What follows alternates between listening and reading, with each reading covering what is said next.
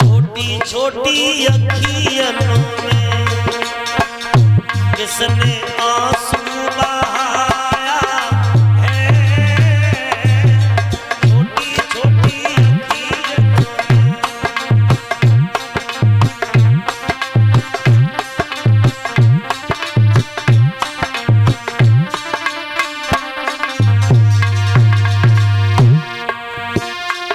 तेरी मैया पे कहा गुजरी कोई पता नहीं लाला।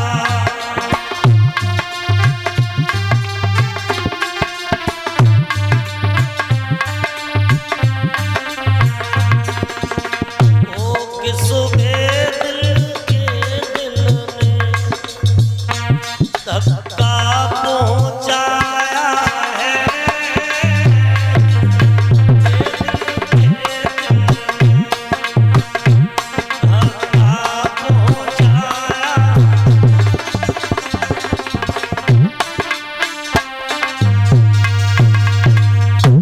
लाला किसने जलती हुई आग में घी की आहुति दे दी। सो ध्रुव रोए के बोले मैया मैं उत्तम भैया के साथ खेलने के लिए गया था तो पिताजी ने मुझे गोद में ले लिया था। जब ये बात मौसी को मालूम पड़ी तो मौसी भागती भागती भरी सभा में आई और पिता की गोद से छीन करके और मुझ जमीन पे मौसी ने ऐसो फेंको मेरे मुंह से खून बहने लगा। लेकिन माँ मुझे जाको दुख ना कि मौसी ने मारा। दुख केवल एक बात का है कि मौसी मारती रही और पिताजी खड़े खड़े देखते रहे। सो बोली लाला वो तेरे पिता है ही ना। अगर तेरा पिता होता तो तुझे बचाता। तेरा पिता तो कोई और है। ध्रुव बोले मैया हम 5 वर्ष के हो गए तेरे अभी तक यही ना बताओ कि मेरा पिता कौन है। मेरे पिता का नाम क्या है। मेरे पिता रहते कहाँ पर है। बोली लाला पूछना चाहता है तो तेरा पिता भगवान है, ईश्वर है, परमात्मा है। तेरे पिता के अनेकों नाम है लाला। ध्रुव बोले माँ आज तूने सच्ची बात बताई है कि मेरा पिता भगवान है। लेकिन मैया एक बात बता मेरा पिता रहता कहाँ पर है। बोली लाला तेरा पिता तो बियाबान जंगल में रहता। मैया नहीं जानती थी कि छोटा बच्चा है क्या जाने।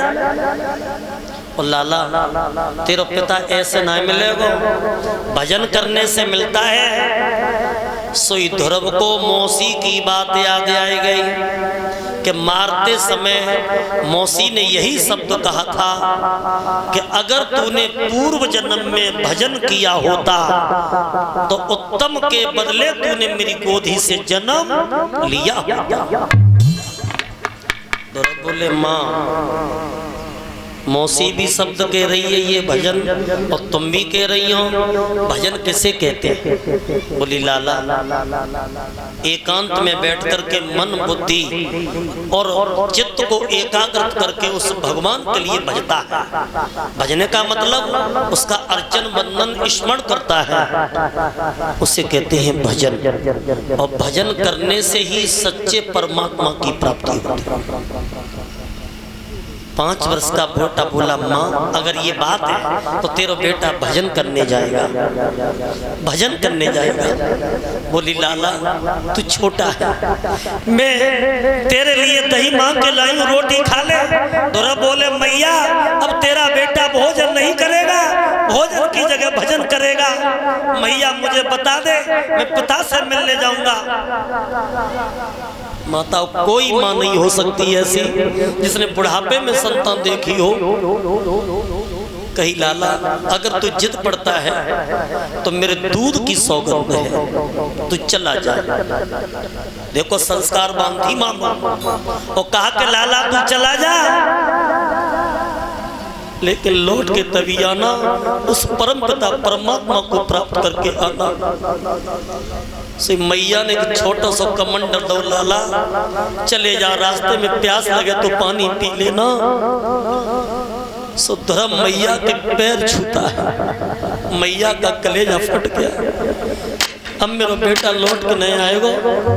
सो धर्म ने मैया को रोता हुआ देखा, बोले माँ रो ना, जो जिंदा मैया रही रे लगे फिर हम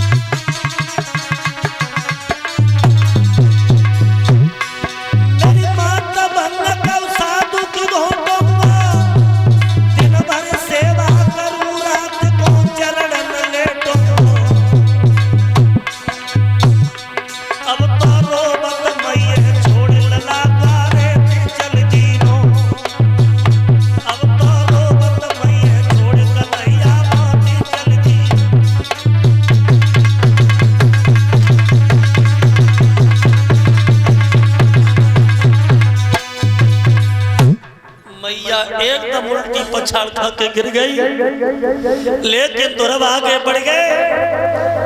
राजा उत्तानपाद को मालूम पड़ गया मेरा 5 वर्ष का बेटा अकेला जंगल में जा रहा है। तो सौत के प्रेम में इतने पागल थे, गांव के लोगों से कहा कि मेरे बेटा से कह दो कि अपनी माँ को छोड़ के नहीं जा। गांव के लोगों ने कही लला ध्रुव लौट चलो, ध्रुव नहीं लौटे। कहा कि गांव के लोग लौट जाओ, लेकिन भाइयों राजा ने फिर कहा कि मेरे पुत्र से कहो कि आधे राज्य का मालिक बन जाए, लेकिन माँ को छोड़ के नहीं जाए।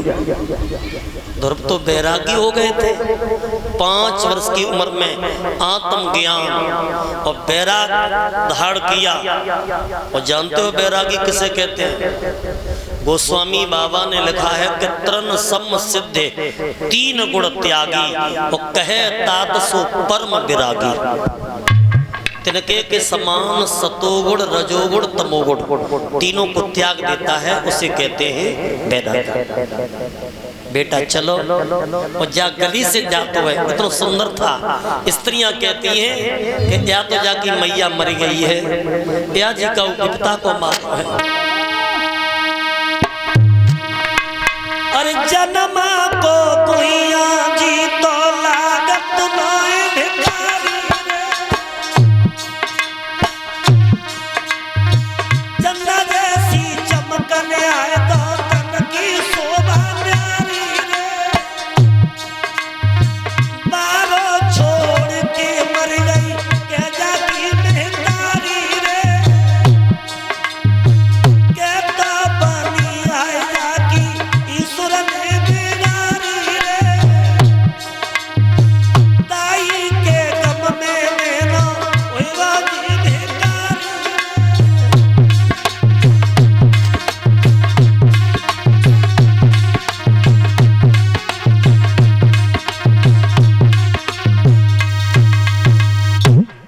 या तो जाके मैया मर गई या कहो गुप्ता को मारो है।